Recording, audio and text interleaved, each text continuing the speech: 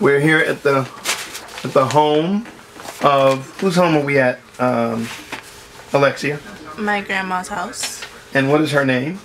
Ida Mae Williams. Okay, and what is the address here? That I do not know. It's 4135 Ben Williams Lane.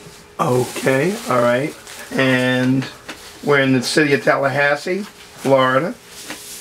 Okay, and my name is Carlton Cartwright. I'm the executive director for the Children's Coalition Incorporated, and we are here with we're here with the Williams family in the Williams home, and doing the interview is Alexia Williams.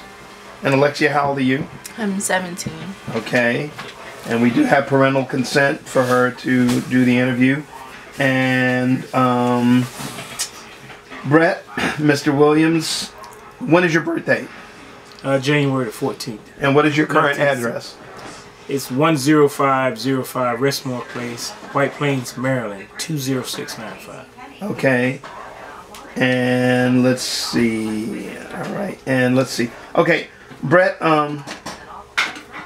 when did you serve?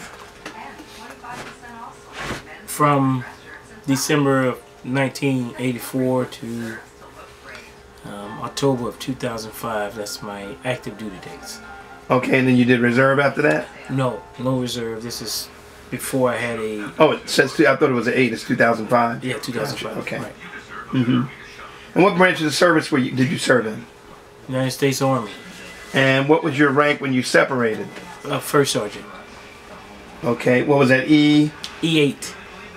And where did you serve?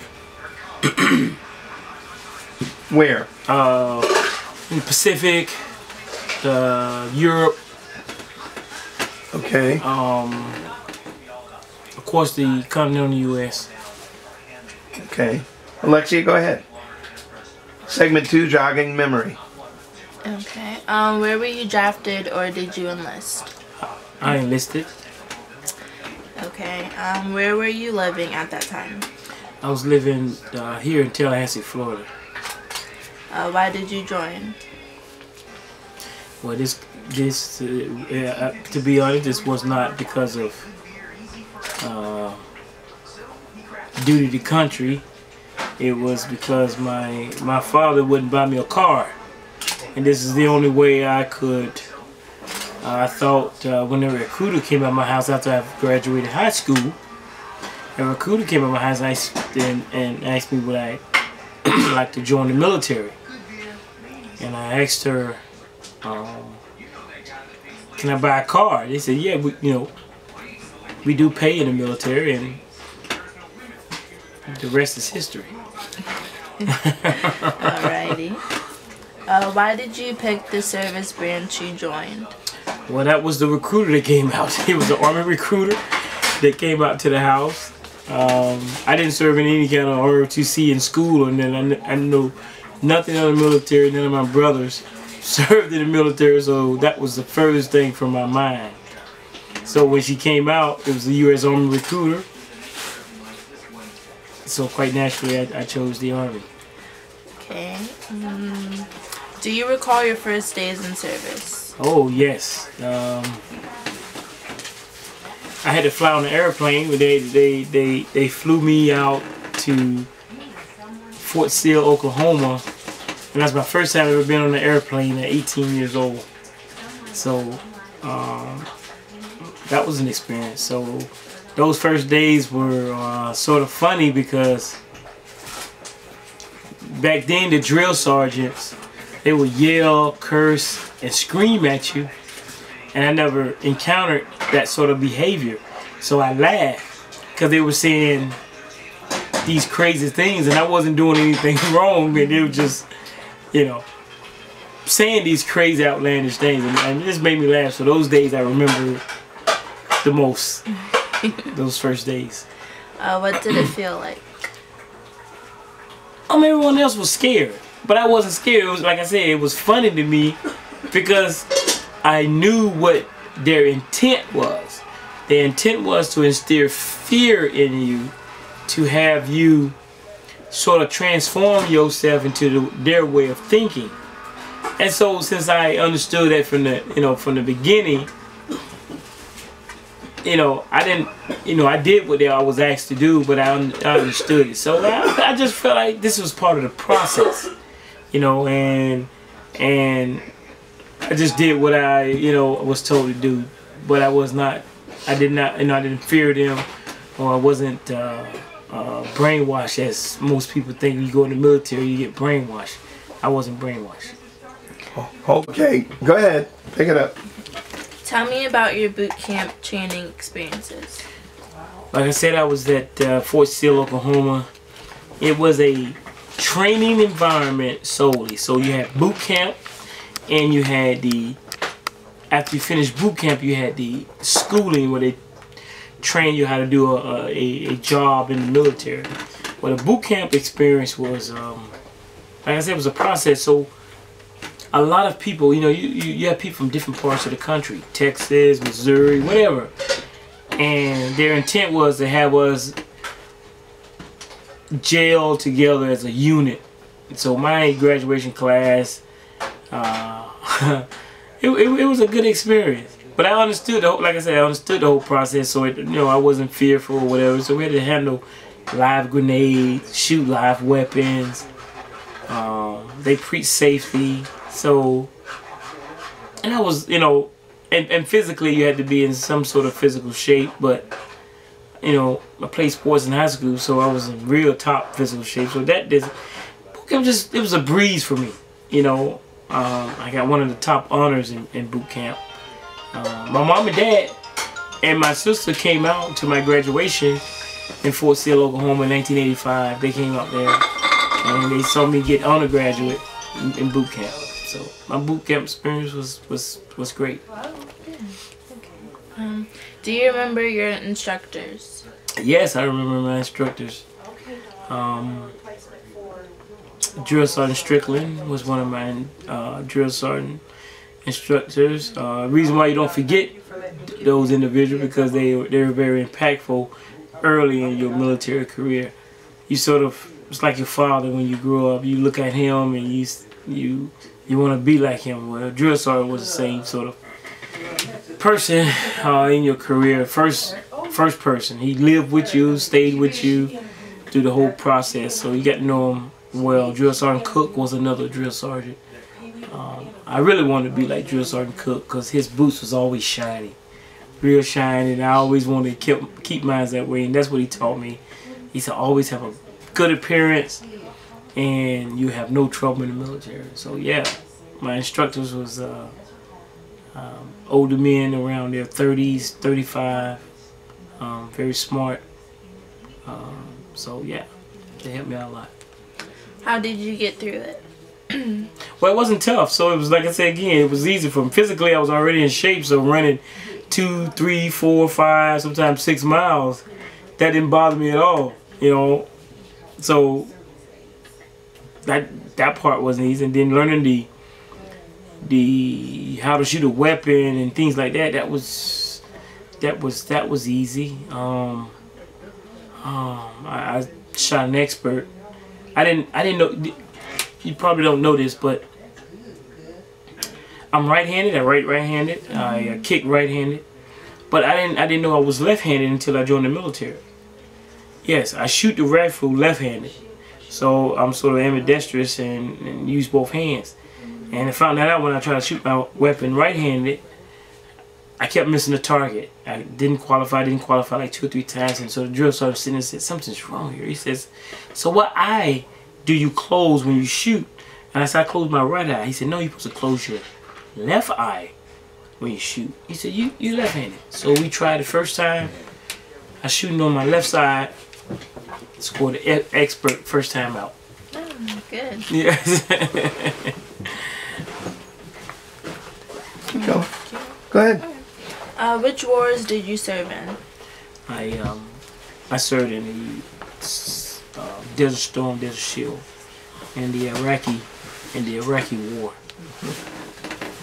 Okay, where exactly did you go? I was in Iraq. I was in Basra, Iraq. in Kuwait. Served in Kuwait. In Saudi Arabia, I was in Riyadh, Saudi Arabia. Served in Riyadh, Saudi Arabia. So those are the places I've been for as war conflict.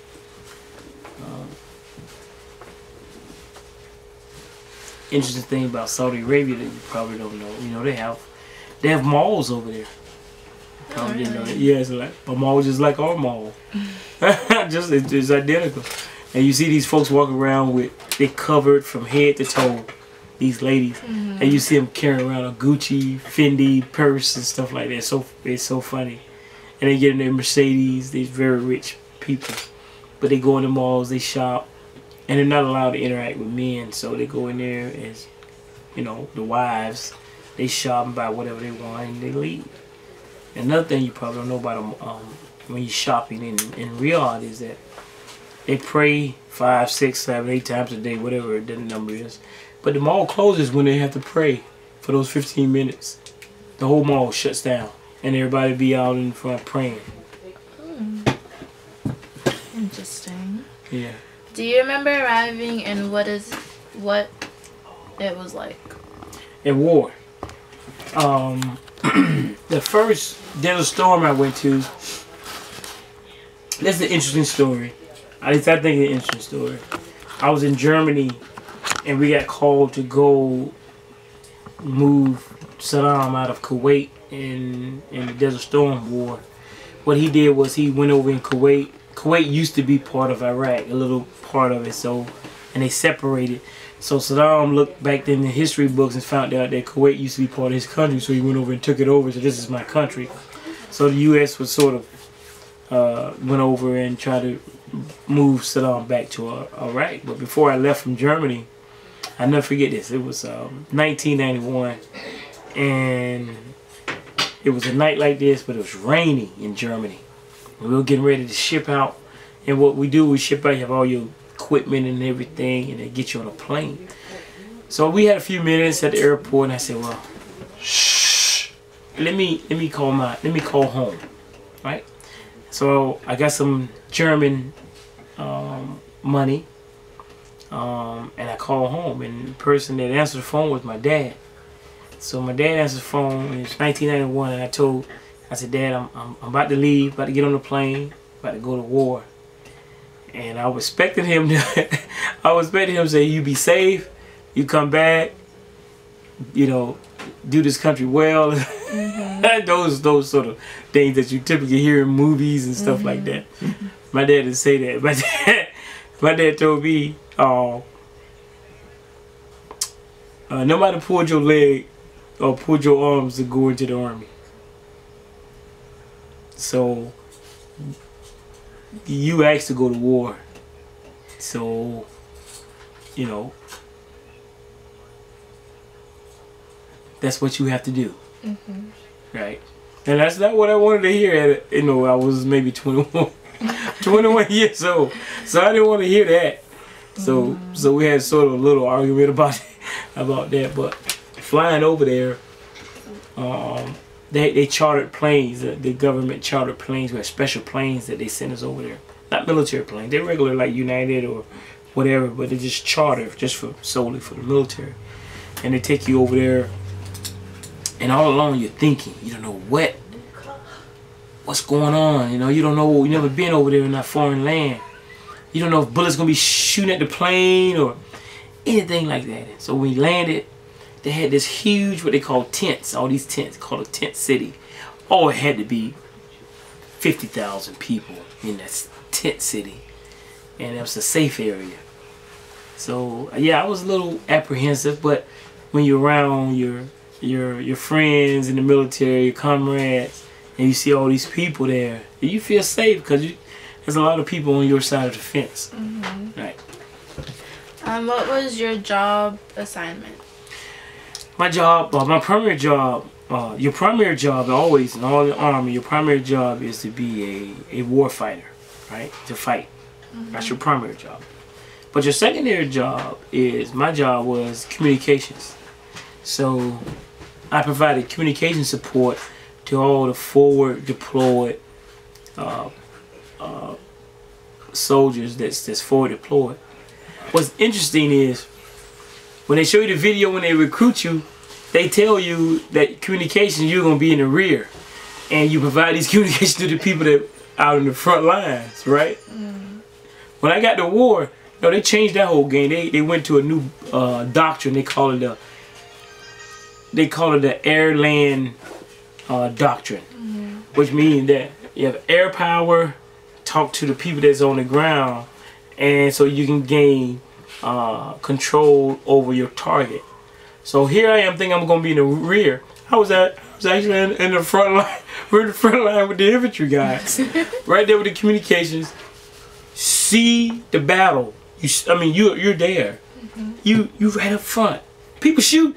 The tanks, they shooting. You can see it exploding like from here to that trailer, like big craters. Like they shooting back there. Iraqi Republican Guard shooting back. Boom, blowing up the whole area. So yeah, but my job, yeah, it was communication, providing communication to all the soldiers that were assigned to me. Did you see combat? I was right in the middle of it. Yes, the answer is yes. I thought I was one night. It had to be about 2 in the morning, right? Now 2 in the morning here, it's dark. 2 in the morning on a battlefield is like daylight. Reason why? You have all the explosions going on, aircraft going over, tanks going. It's just lit up like 12 noon. You can see an ant crawling on the ground if an ant was crawling on the ground. It's like 4th of July, but you can get killed, right? It was just boom, boom, boom. It just imagine that. That's how it was. So yes, I was right in the middle of combat. Were there many casualties in your unit? Yes, I lost a friend of mine, and this is another interesting story. Before we left, you have the chaplain comes out, and he talking to like 800 of us in our battalion, and he comes out and he prays for us and stuff like that, and tell us a safe journey, right? And I'm always been the vocal type. I asked him a question. I said, he prayed about God and God gonna bring us home back safely. I said, sir, the folks on the other side that I'm fighting, they're praying to a God too. How do I know which God is going to prevail in this battle? You know, he's praying to his God, I'm praying to my God. You know, how do I know who's going to basically prevail? And he said, that's a good question, Sergeant Williams. But I don't know the answer to that. That's bigger than me. Have faith in God. I said, I have the answer. He said, you have the answer? I said, yes. I said, the guy with the biggest gun is going to win this battle. And we have the biggest guns. So I knew I was coming back. Okay, yeah. Tell me about a couple of your most memorable experiences.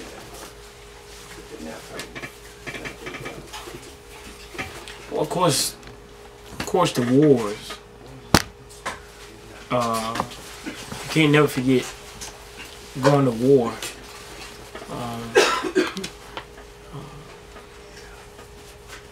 Jumping out of airplanes.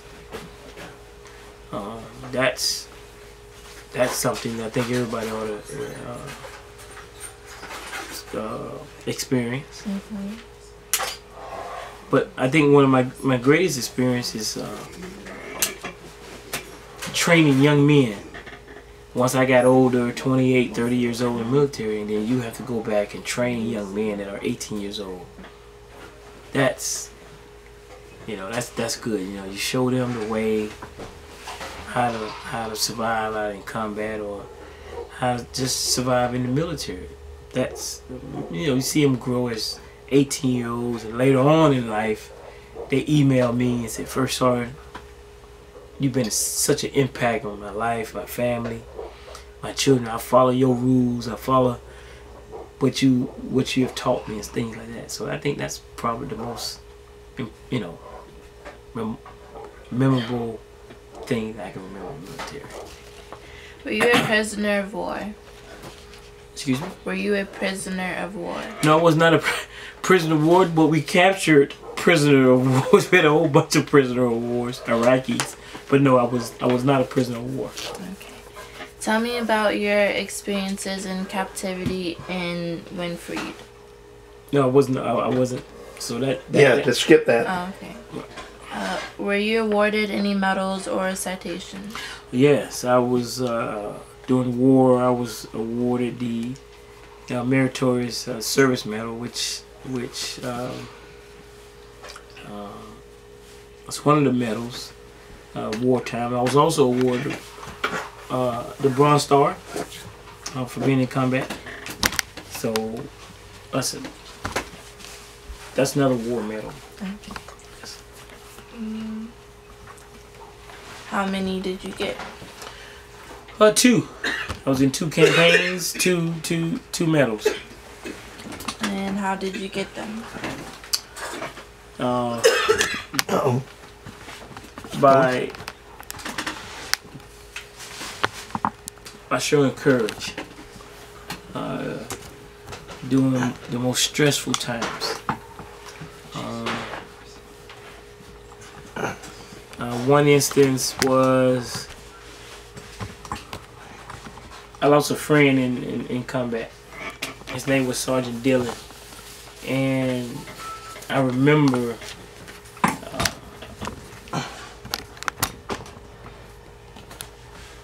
I won't talk about it. Can we skip that question? That's okay. It's fine. Yeah, I won't talk about it. Higher ranks me. Alright. Okay, I think that's it on that part.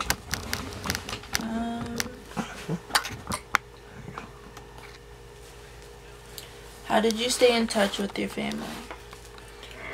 Well, being in communications, I had access to communications.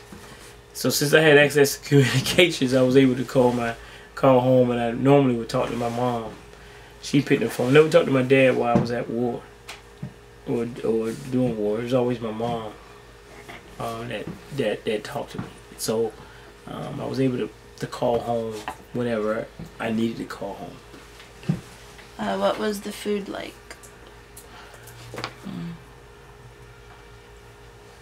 It sort of gets you used to the foods during boot camp. It's a packet, and these packets, MREs as they call them, they can be stored up to, I think, 10 years, 20 years, a very long time. You get sort of used to it, and the intent of food is to not make you not have a bowel movement, right? Because you deploy it. So they don't want you to use the restroom. Because if you use the restroom a lot, then that's not good for war fighters. So this food sort of suppressed that.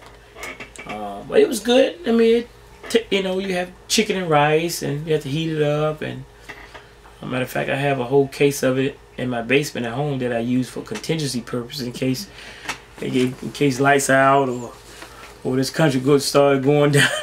I have something I can eat for several days. My family, these things are helpful. They're good. Cookies. They have cookies in them.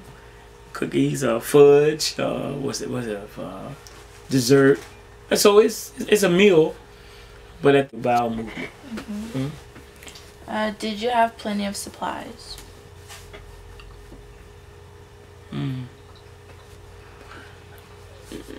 Yes, food. There's no shortage of food, or water. no shortage of that. Yeah, right. So yes, you had all the supplies that was needed. Okay. Did you feel pressure or stress? Yeah, I felt pressure from the day I got on that plane to go over there. But more pressure when it was reported that Saddam was using nuclear weapons. So the military had they didn't get the FDA to approve these pills, these if you take these pills, it'll help counteract a nuclear attack. You know, what happened to you when, you know, when you talk about a biological or nuclear attack, things are very nasty. Gets on your skin start bubbling up like in the movies, and you just sort of explode, or it just kills you. Start eating your organs, you start breathing, and it just mess you all up, right? And so the army made us start taking these pills, these big white pills. It was almost this size. One pill, they were white. But like I said, I like to think of myself as being smart, or somewhat smart. Now you have folks that was just taking them every day. You had to take one a day, and they will monitor you. But since I was in charge, I had to monitor. I didn't take my pills, and some of those soldiers who took those pills, 91, we talking about 9, we talking about 22 years ago. They have side effects today, and they have what they call the Gulf War syndrome. They have different ailments. Some can't conceive children.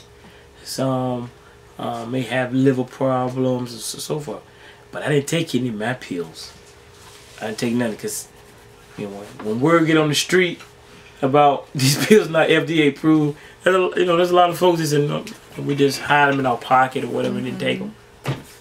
So. Was there something special you did for good luck?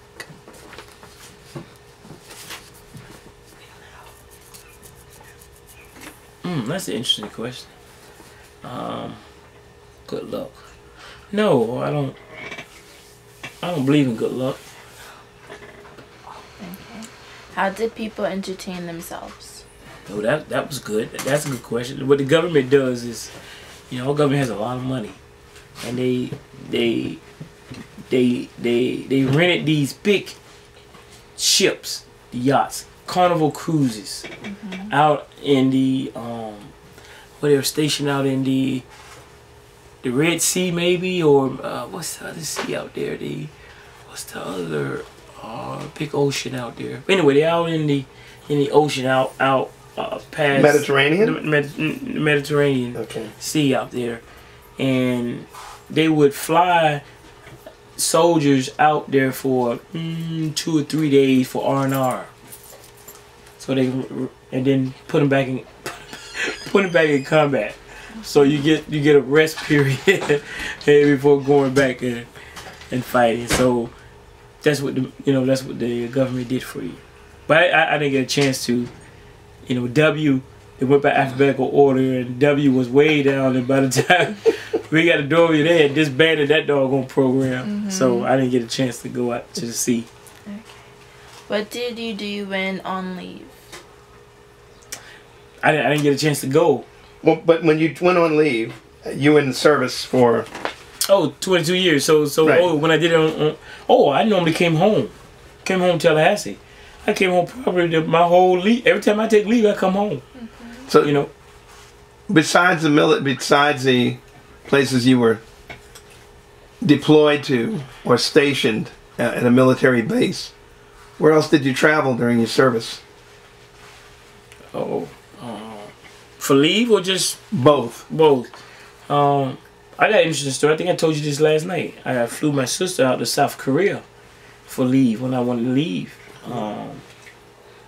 She went to Seoul. She never been in another country. I had to go get a passport. She got a passport.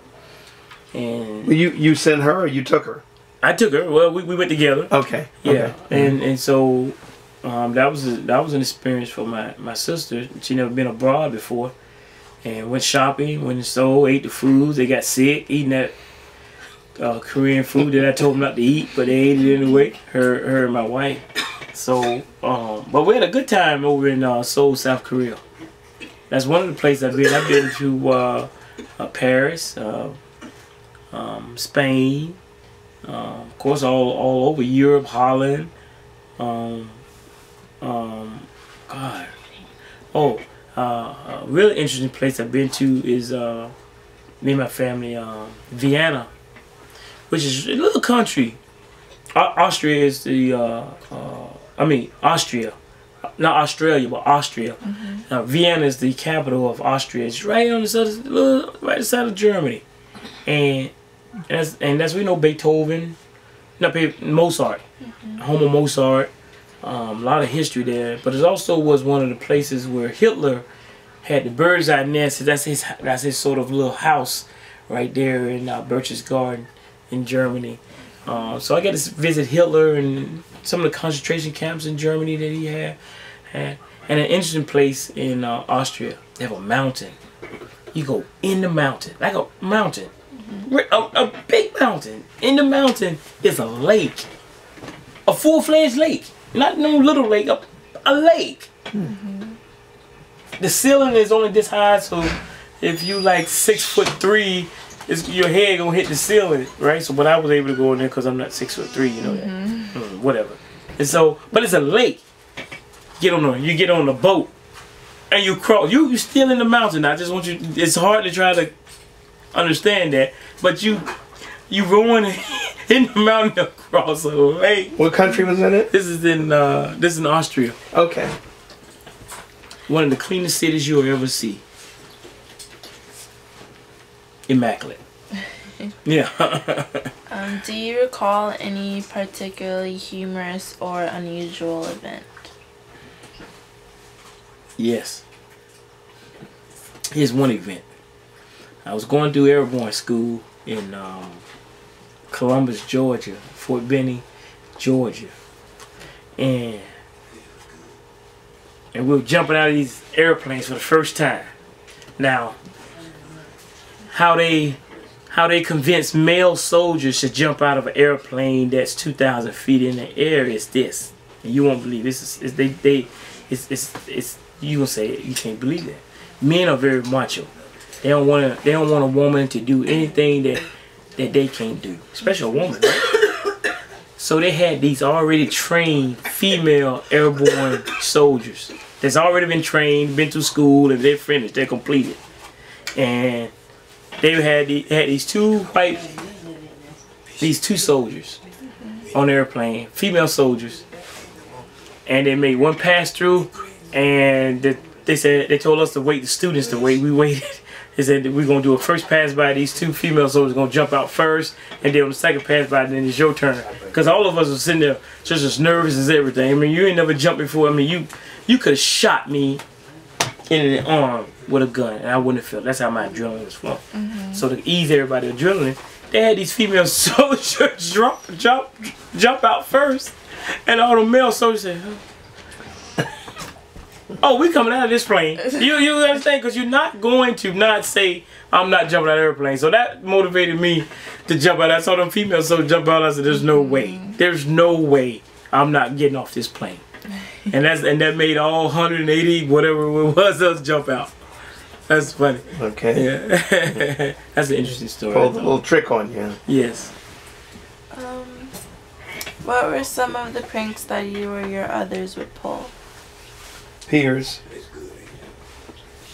Pranks. Pranks, yes, I understand. Now I was just thinking of there's so many of them. Trying to think of one that was sort of sticks out a little more than the other. I was in the Saudi Arabia desert. They would get these tarantulas. Oh Lord! And you sleep in the sleeping bag at night, and you cover your sleeping bag. You zip it all the way up to the top, and I always had a little opening so you can breathe. And you put your nose out of it, and you sleeping because it's real cold at night. Those sleeping bags are so warm. I tell you, whoever made those sleeping bags, they're real thick and it's so cushy. It's like sleeping in a bed, right? They're real thick. And you get in these sleeping bags and you sleep. And then what they'll do is they'll put a tarantula on your sleeping bag. Now, tarantula won't move in the cold. He sits there. He just sits there. And when you wake up in the morning time and you see this big old tarantula, and you normally jump, and when you jump, you sort of flipping them back towards you. So that was one of the pranks they put these tarantulas on your sleep bag to scare you in the morning. Do you have photographs? Yes, I have a lot of photographs. I have a lot of photographs of war. We purchased cameras before we left so we can take pictures. So I'm gonna scan all my photographs in one day. I'm gonna send them to all family members who has computers. Yes. Okay. Who are the people in the photographs? Yes, I have a lot of other people. No, it's not what you think. Just if you had any here, but you don't have any with you. No, I have on my On your what? Oh, I have my home. Mm-hmm. I don't have them with me. Gotcha. Yeah. So don't worry about it. Don't worry about it. What did you think of officers or fellow soldiers?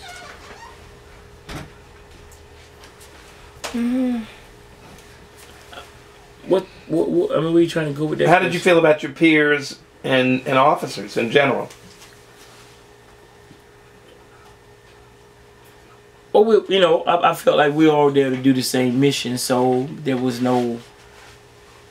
I didn't have no emotional attachment, if you like, to officers. You know, we're there to do a job, and you do your job. So I felt like they were doing their job, as long as they were fair and equitable. Mm-hmm. I had no problems. And with my peers, that was fine. I mean, everybody was great. Did you keep a personal diary? Yes, I have one. Yes, I have a personal diary. Do you recall the day your service ended? Yep, I sure do. Where were you? I was in Fort Myers, Virginia. Okay. How long had you been there before you separated? About 5 years, I guess. Oh, really? Yes. That was like your last duty station. That was my last duty station. So, that was I don't know. I didn't want to go. You know, just like anything, you miss it. You didn't want to leave, but you know it was your time to go. how many years? Did you say 22? Mm-hmm. So you were acclimated. In the military. Yeah. Oh, the system, the whole process. Yeah. It became like going to school. Mm. You know, routine. Especially as you make grade, you make rank.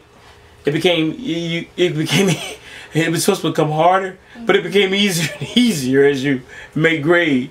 Your duties and responsibilities expanded, but because everybody was doing their job, it made your life easy because everybody was disciplined. Everybody knew what they had to do. Because if not, you know, you can get kicked out, put in jail, or a lot of disciplinary acts. So everybody's pretty disciplined. So the more rank you made, the easier your job. A general has a very easy job. Now he has a tough decisions to make, but his everyday, day-to-day job is very easy.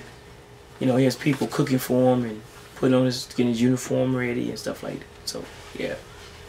What did you do in the days and weeks afterwards? I took leave, so I took a couple weeks off. But one thing about transitioning from the military to civilian, they you know, you have to go through training to make sure that you can acclimate yourself to civilian life. Because you have a lot of military people, and I forgot the percentage that they use. This is a big number. They don't completely as it. Veterans, you know, they still walk around with their military stuff and they talk in a military manner, and they can't let it go. You know, but since I never was influenced really by the you know, I really. But I'm saying now brainwashed. People, civilians use brainwash. I would say that I knew that there was a starting point and an ending point in my military career. And I didn't get myself caught up in it. I knew it was a period of time that I did this and I let it go and I forgot about it. So I don't suffer from any kind of PTSD or anything like that because that was in the past, you know. Something that happened there and I just let it go. So when I transitioned out into the civilian world, it was easy for me to go in the office building and not even, some people in my office don't even know I served in the military. Unless you ask me. Mm-hmm. Did you work or go back to school? Did you use the GI Bill? Before Before what? Before you got out of the service? Doing the service. Okay. I got my degree doing the service in the University of Maryland. Because the military paid for it while you was in service, all 100%. And now after, when the 911 GI Bill happened, that sort of affected anybody that was still in service after the attack on America during September 11, 2001. Mm-hmm. So they have what they call a GI Bill, and now I'm still going back to school for that. they're paying for it free, so I might as well take advantage of that. Did you make any close friendships while in the service? I have a lot of people, close friendships that I talk to today. Some of them still stationed up there with me. Yes. So the answer is yes. Did you join a veterans organization? Yes, I've joined the Disabled Veterans DAV organization, along with the Veterans of Foreign Wars, the VFW. What did you go on to do as a career after the war? I got recruited to work for Department of Homeland Security. I was a contractor. This company recruited me.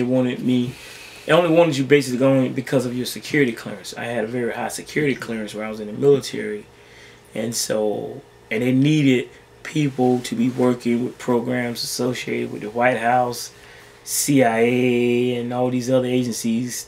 We call them three-letter agencies: FBI, CIA, DHS. So that's sort of a running joke. But so I got recruited to work for them. I worked for them as a contractor for about 5 years, and then I got this guy who used to work for the White House wanted me to work for, still in the Department of Homeland Security, but with FEMA. FEMA's under the Department of Homeland Security, but as a government person, because he thought I could affect government, maybe help government out from that perspective. Because as a contractor, you cannot affect any kind of change in government. You're only supporting the government. You're only like an advisor or a consultant. But if you work for the government, then you can sort of make your little changes and I've made some changes while I was in government, like I told Carlton there, right? I made some changes. You changed something. Don't blame it on me. This is about you. Okay. Did your military experience influence your thinking about war or about the military in general? There you go. No. I read books before I joined the military, so I understand a lot about the history. I went to an all black school, Florida A&M High School, and so they were pretty much pro African. It was sort of like an African centric school, and you learn about this country and the history of this country and military and things like that. So. And I furthered that by going to the library and reading more. So then military, I sort of understood it. That's why I wasn't influenced as much while I was in. So I wasn't influenced. Now what the military did do was expose me to other countries, other cultures, and other, maybe another way of looking at something based on the way say the folks in Japan, how they looked at the world. So it just gave you just a different perspective, not only a American perspective, because it's easy if you only stay in America all the time to have an American perspective on everything. But if you venture outside of America, then you can look at the problem from another vantage point. And so military did help me do that by traveling and looking at things differently. Broaden your horizons. You can say that. Yes. What kinds of activities does your post or association have? Yeah, the veterans organizations that you belong to, do they have activities? Yes, they have, but I don't participate. I basically donate money, fund, help them, help the other veterans. There's a lot of veterans out there that served in the wars that they're not getting compensated for. Vietnam is one of them. So I send money. Do you attend reunions? No. Next question. Do you attend reunions? Oh yes. Military? Yes, military reunions. Okay, yes. sorry. Yes. We have what they call signal regiment ceremonies for all the signal. Signal is another name for communications. So in the military, we have these annual ceremonies where we attend meet and greet and go over old stories and whatever, and we donate to that too. It's not much, but once a year. How did your service and experiences affect your life?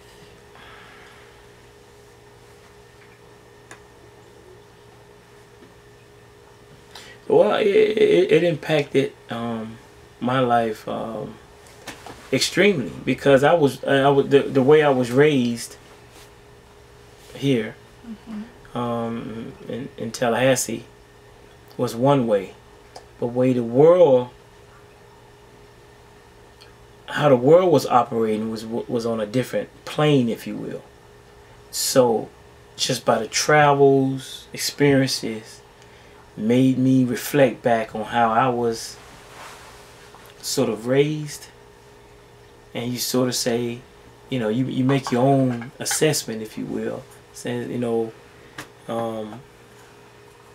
this is the way the world is moving, you know, based on the way you raised, and you make your own.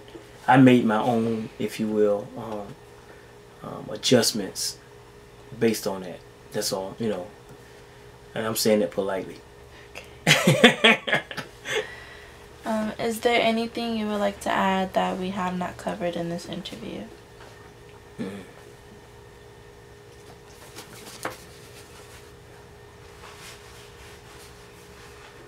You know, I asked my brother the other day.